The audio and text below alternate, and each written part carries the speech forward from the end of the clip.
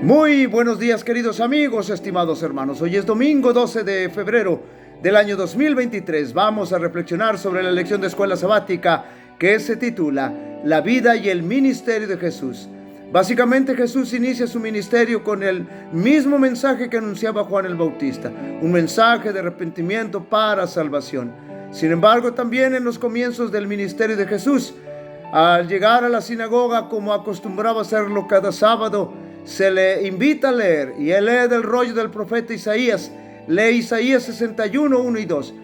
Para ese entonces la gente de Galilea ya había escuchado hablar de la obra de Jesús y de sus milagros, y entonces él, con toda la intención, lee específicamente la cita antes mencionada: El Espíritu del Señor está sobre mí, porque me ungió Jehová, me ha enviado a predicar buenas nuevas a los abatidos, a vendar a los quebrantados de corazón, a publicar libertad a los cautivos y a los presos apertura de la cárcel, a proclamar el año de la buena voluntad de Jehová y el día de venganza del Dios nuestro, a consolar a todos los enlutados.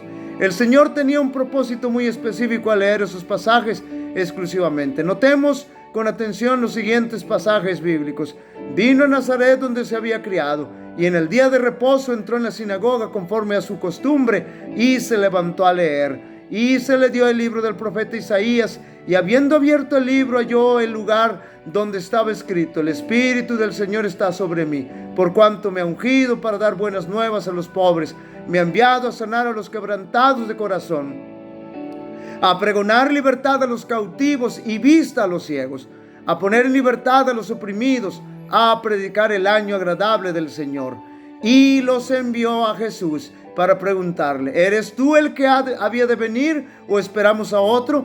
Cuando pues los hombres vinieron a él, dijeron: Juan el Bautista nos ha enviado a ti para preguntarte: ¿eres tú el que había de venir o esperamos a otro? En esa misma hora sanó a muchos de enfermedades y plagas y de espíritus malos, y a muchos ciegos les dio la vista. Y respondiendo Jesús les dijo: Id, haced saber a Juan lo que habéis visto y oído. Los ciegos ven, los cojos andan, los leprosos son limpiados, los sordos oyen, los muertos son resucitados, y a los pobres es anunciado el evangelio. Y bienaventurado es aquel que no haya tropiezo en mí. Perdón. Jesús específicamente lee esos pasajes de Isaías porque eran pasajes mesiánicos, es decir, anunciaban la venida del Mesías y su ministerio, su obra, y sobre todo estos pasajes arrojaban un detalle importante del Mesías, es decir, señalaban a un Mesías sufriente, a un Mesías que vendría a dar libertad espiritual, libertad del pecado, vendría a dar buenas noticias a los pobres. Es decir, Jesús quería dejar bien claro que su misión era espiritual y no social, que no venía a libertar a nadie del yugo de una nación, sino del cautiverio del yugo de Satanás. En otras palabras, Jesús quería dejarle bien claro a todos, incluyendo a Juan el Bautista, que él era el Mesías y que con su vida y obra lo estaba mostrando, pero dejaba bien claro también que él era el Mesías, pero un Mesías sufriente, con lo cual quería derribar los prejuicios y erróneas interpretaciones de las profecías por parte de los líderes religiosos, incluso también de sus discípulos. Jesús específicamente quería derrumbar sendos prejuicios de personas específicas en su tiempo respecto a la pobreza, ya que consideraban que los pobres estaban así por su culpa, porque a causa de sus pecados habían recibido la maldición de Dios. Así es como pensaban, y por eso la gente en el tiempo de Jesús era totalmente indiferente respecto a los pobres, podríamos decir respecto a los hermanos pequeños. Y en base a la lectura que Jesús dio en Isaías 61, 1 y 2, dirige la mayor parte de su ministerio en atención a los pobres. Ya en otras ocasiones he mencionado que la mayoría de las personas que seguían a Jesús eran pobres. Y eran pobres precisamente porque los pobres lo seguían y lo buscaban, porque Él no los rechazaba, sino todo lo contrario, los atendía con amor, porque esa era la descripción que el profeta Isaías hizo con relación al ministerio de Jesús. Por eso cuando Juan el Bautista manda a sus discípulos a preguntar a Jesús si era realmente el Mesías, el Señor les pide que le digan todos los milagros que había hecho a favor de los pobres, como queriéndole decir a Juan el Bautista: efectivamente soy el Mesías, porque los hechos de mi ministerio testifican de lo que el Mesías vendría a ser cuando estuviera en esta tierra y realizara su ministerio. Como los discípulos del Salvador, Juan el Bautista no comprendía la naturaleza del reino de Cristo. Esperaba que Jesús ocupara el trono de David, y como pasaba el tiempo y el Salvador no asumía la autoridad real, Juan estaba perplejo y perturbado. Sin lugar a duda, la teología práctica de las Escrituras es muy clara y el Señor lo demuestra fehacientemente con la práctica de su ministerio. Pero es importante que a nosotros nos quede bien claro: la religión pura y sin mancha ante Dios el Padre es esta: visitar a los huérfanos y a las viudas en sus tribulaciones y guardarse sin mancha de este mundo. Debemos anticiparnos a la tristeza y las dificultades y angustias de los demás.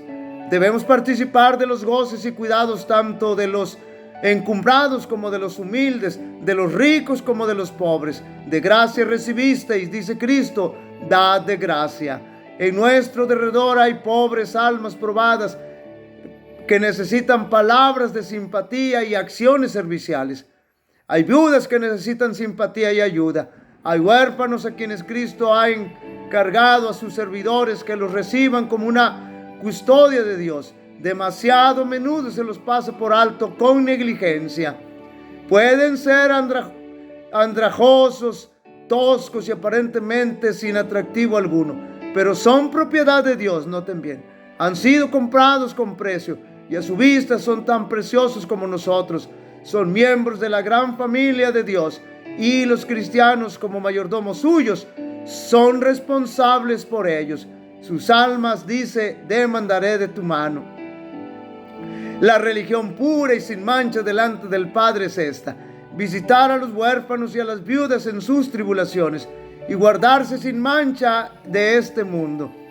Las buenas obras son los frutos de que Cristo quiere que produzcamos: palabras amables, hechos generosos, de tierna consideración por los pobres, los necesitados, los afligidos. Cuando los corazones simpatizan con otros corazones,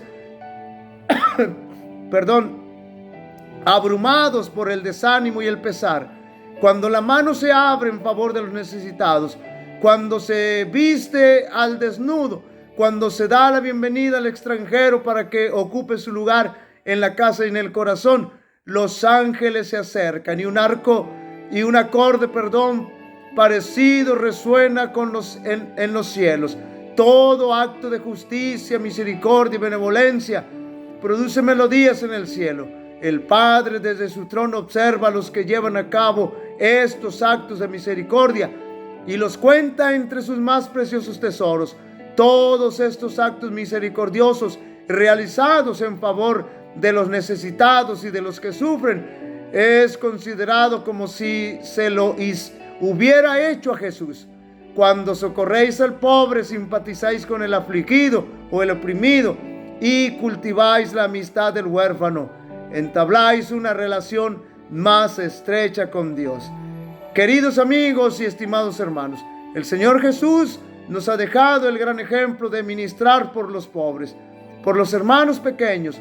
Como decíamos anteriormente, dejemos que nuestros actos hablen más fuerte que nuestras palabras.